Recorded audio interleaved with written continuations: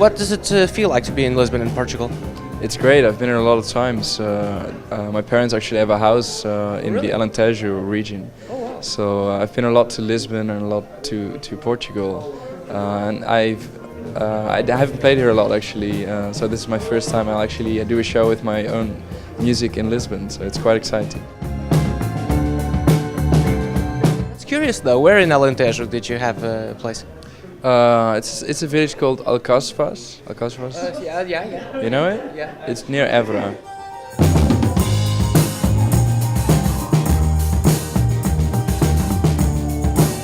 You seem to have a following over here. Yeah, apparently. I actually was quite surprised. The first time I played in Portugal was on Milhões de Festa.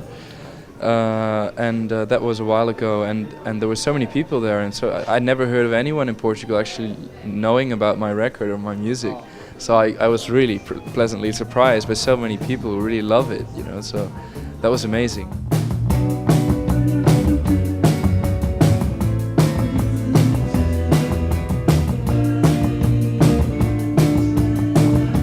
I went on your website and I saw the dates you've played in the past year and a half. You have basically played every month and like a handful of shows.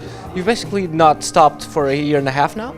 This is true, yeah. That's insane, man. I've never seen anything like it. Like, it's crazy. I'm really looking forward to taking a break as well, because it's crazy. when do you expect to take a break now? Yeah, after this tour I'll take a break. So I've got this show tonight, and then 3 more shows in France, and then a show in Luxembourg, and then after that a couple of months of just, you know, being in my studio, working on new material, taking a rest, really.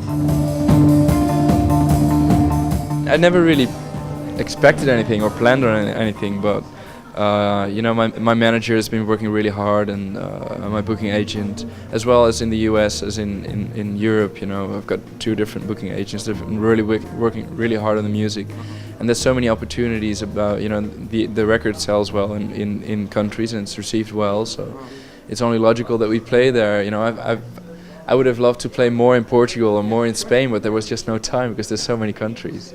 You'll have plenty of time in the future. It's fine. I hope so.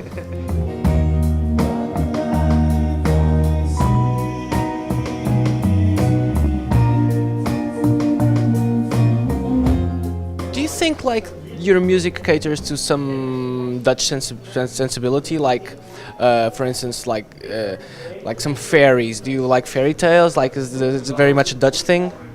I'm not sure if it's a Dutch thing, but I do like fairy tales, especially the ones who are kind of like horrific or like in between, not really suitable for children, but they were kind of written for children in the day, you know.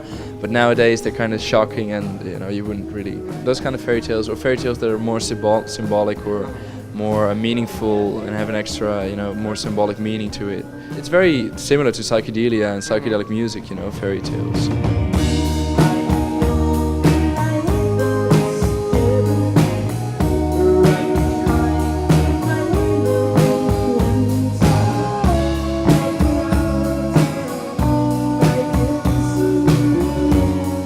What's one of your favorite fairy tales? Could you mention? I just read about one not too long ago, which was about, let me think, what was it about? It was about a woman who gave birth to a twig, like from a tree, and she put it in the ground, and there was a really beautiful plant coming from it. And a guy saw a prince, I think he saw the plant, he loved the plant, so he wanted to take it home. Then the plant turned into a fairy, and he was in love with the fairy, and they were together, and it was really good. And then he had like 6 or 7 prostitutes who were kind of his wives, sort of, but not really. And they were really jealous of the fairy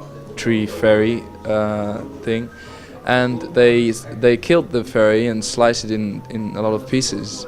And they put it all in a box and put it in his room so he could find it. And he was really stressed out about it, and he didn't like it, of course, because, you know, it was the love of his life.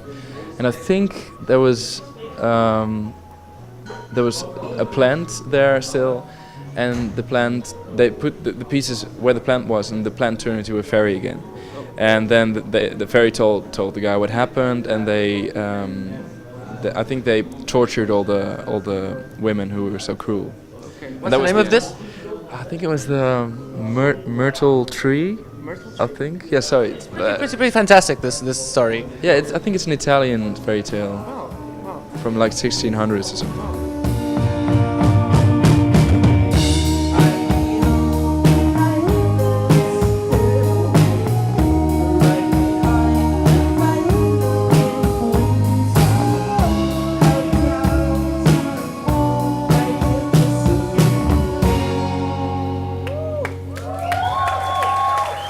Would you like to live in a world mainly that's in slow motion and with very bright colors? Is this the Jacco Gardner world?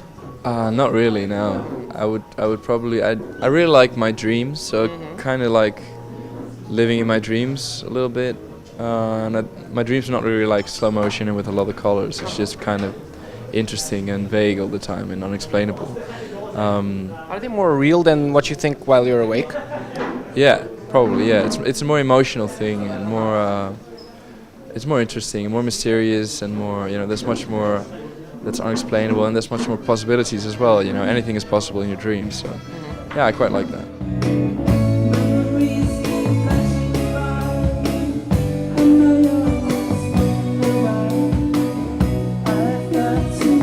I heard of this place called Efteling in Holland. Is it somewhere you'd like to live?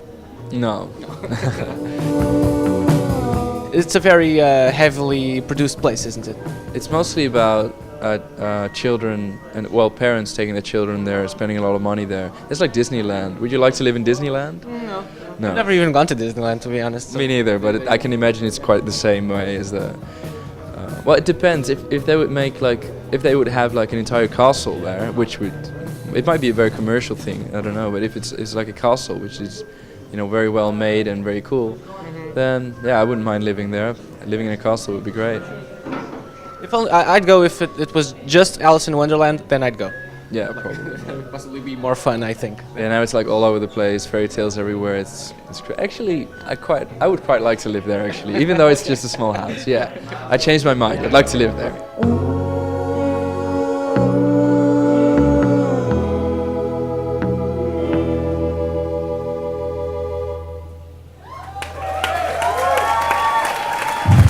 Okay.